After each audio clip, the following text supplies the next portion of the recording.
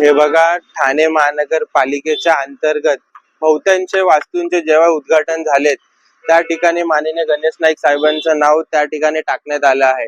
ते ना त्या जिल्ह्याचे आमदार आहेत ना त्या जिल्ह्याचे पालकमंत्री आहेत, तरी आमच्या शिवसेनेच्या ठाण्यांच्या नेत्यांनी कधी त्याच्यावर आक्षेप घेतला नाही।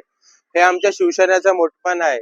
बट या महाराष्ट्र राज्याचे माजी मुख्यमंत्री, तत्कालीन उपमुख्यमंत्री आणि सर्वात महत्त्वाचं म्हणजे या ठाणे जिल्ह्याचे पालकमंत्री म्हणून ठाणे जिल्ह्याच्या अंतर्गत येणारे एखाद्या महानगरपालिकेच्या अंतर्गत एखाद्या वास्तूच्या, रस्त्याचं आणि पुलाचं उद्घाटन होतं, त्या ठिकाणी माननीय शिंदे साहेबांचं नाव हे जाणीवपूर्वक वगळलं जातं।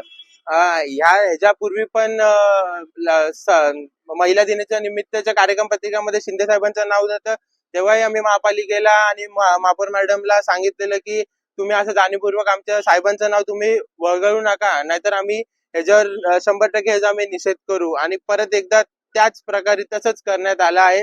म्हणून आज आम्ही स्वतः येऊन इथं शिंदे साहेबांच्या नावाचा उल्लेख आम्ही त्या बोर्डवर केला आहे, त्या फलकावर केला आहे।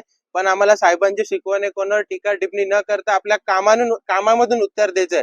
म्हणून आम्ही त्यांच्या कुठल्याही नवी मुंबईच्या भाजपच्या नेत्याला दुखवलं नाहीये, त्यांचं सुद्धा नाव या फलकावर आहे।